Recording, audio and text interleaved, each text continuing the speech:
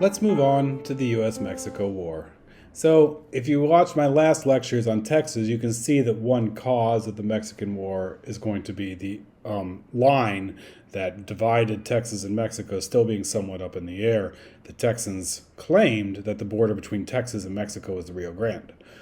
But ultimately, what the main causes of the war are more complicated than that, right? In 1845, Texas is annexed to the United States, but not without quite a bit of hubbub first. Many Americans had wanted to annex Texas. Texas was prime cotton growing land. The Texans themselves wanted to be annexed to the United States. Many Southerners saw in Texas land that was cheap and you could grow cotton there, and they crossed there, they moved there anyways, right? So since they were basically Southern Americans anyways, why not just annex Texas and make it part of the United States? This was a popular idea, but ultimately the Texas could not be annexed, especially Jackson, for one, had wanted to annex Texas, but ultimately decided against it because it would cause major upset. The northern United States, where slavery was on the way out and there are more and more abolitionists, they would have deeply opposed the annexation of Texas because it would have added a very large slave state to the South, another state to add to the cotton economic powerhouse that was the southern United States, an economic powerhouse that was based upon slavery. So in fact, they opposed the annexation of Texas. And to avoid having this conflict, the American presidents simply avoided talk of annexing Texas. Until 1844, when James Polk ran for president, and he ran against Henry Clay, a perennial Whig candidate for the presidency. Henry Clay opposed the annexation of Texas, but James Polk, who was an expansionist and very much a celebrant of this new idea, that he celebrated this new idea of manifest destiny, or this newly coined term, manifest destiny. He comes to power. He defeats Henry Clay in 1846 and unites a country which was actually very divided over the slavery issue under the banner of continental expansion. And what he does is he says that he will annex Texas, which many Southern American slaveholders and others who just wanted to see the United States grow wanted. But he said he would also annex Oregon. Ultimately, the idea was that if you bring Oregon into the United States, you could also bring Texas in. Oregon would not have slaves. Texas would. They would balance one another out.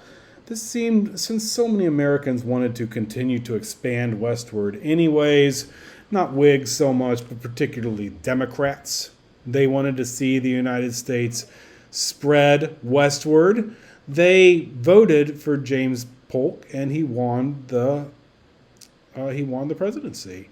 Now he wins handily, he wins easily, and he manages to settle with Britain. Actually, he had promised he would get more land for the United States, but he allows Oregon and Washington, what are currently the states of Washington and Oregon, which then would have been referred to as Oregon Territory.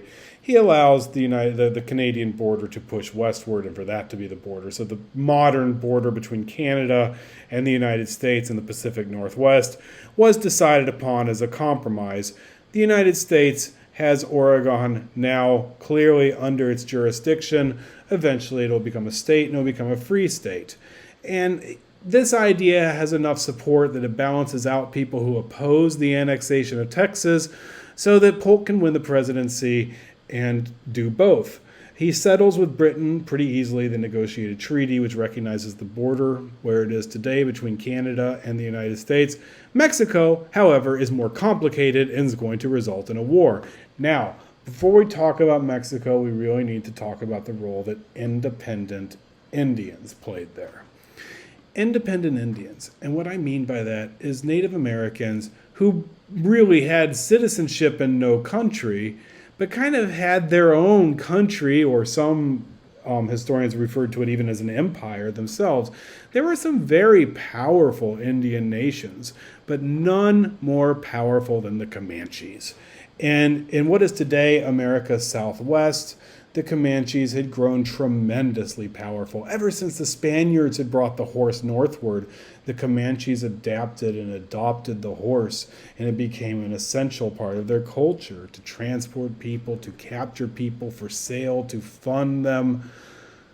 So the Spaniards, when they stopped at New Mexico, the horse continued upwards. And the thing is, what does a horse need to grow? It needs grasslands, right? It needs grass. And, this interior part of the United States, what was marked on maps as the Great American Deserts, and we call today the Great Plains, actually extends past Texas and the Llano Estacado down into Mexico. And this is a tremendous pasture land for horses to feed themselves. So it shouldn't surprise us that the Comanches and their empire, which was based upon selling, breeding, and raising and trading horses, was based exactly right here in western Texas. This was an area that Mexico claimed for itself, but Mexico could never control it, right? Mexico could never control it because, the Comanches, the Kiowa, the Navajo, and several different types of Apaches had begun attacking northern Mexico voraciously in the 1830s. They had patterns of warfare dating back to the colonial Spanish. But against this newly renewed warfare between all these various independent Indian tribes, and the Mexicans had renewed in 1830. So the western Chiricahua and Mescalero Apaches were raiding in Sonora, and the Comanches were raiding in Nuevo León, Coahuila, Durango, Zacatecas, and the attacks increased in the 1830s. So Mexico had no control over this territory, substantively. And Americans realized this. Americans, of course, were proud, racist that they were, proud of the achievements that they had had moving Indians westward into Indian territory. But meanwhile, it seemed like whenever Mexicans settled the north of their state, their country, the Indians pushed them back, right? Kind of the reversal of what the American ideas of civilization and manifest destiny were. So this kind of justified the Americans in going to war with Mexico. And make no mistake about it, when the Americans went to war with Mexico, they fully intended to annex large amounts of Mexican territory. This was one of the main reasons that they went to war. And immediately upon beginning the war, right, the Americans invade not only Texas, but also New Mexico and California.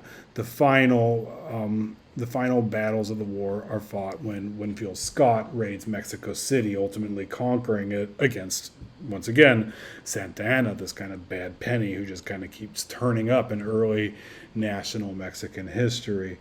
But in any case, the U.S. Mexico War is a precursor to the Civil War, but in the history of Mexico, it is just one more failed result to try and control this vast northern territory, right?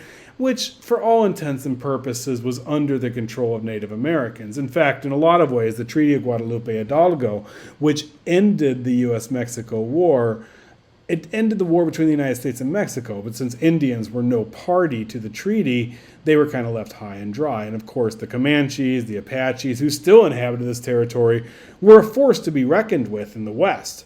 Right? Up until after the Civil War, Comanches continued to be a problem for Americans who were trying to settle this territory and claim this land, which the Comanches pushed back against and, in fact, raided them and violently claimed that land as their own.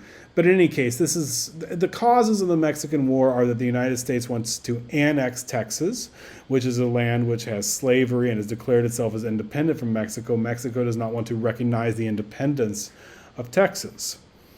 So what ends up happening is that in annexing Texas and adding it to the United States, since the Mexicans didn't recognize Texas as independent anyways, and by the way, the first battles were fought at the Rio Grande, this hot flashpoint between Mexico and Texas ever since they had declared their independence.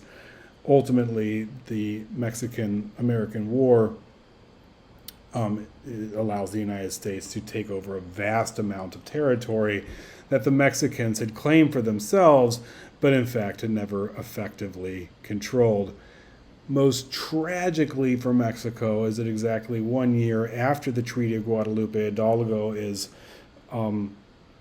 signed and puts the modern border between the United States and Mexico, with the very small exception of the land in Arizona. Otherwise, it created the modern border between the United States and Mexico. The greatest tragedy for Mexico is that exactly 1 year in 1849, gold is discovered in California.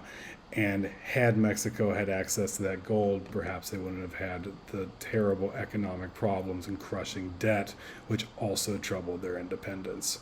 But in any case, the U.S. Mexico War, for our purposes, as a precursor to the Civil War, it adds a tremendous amount of territory to the western United States. Now, what are we going to do with that territory? That is the subject of the next lecture.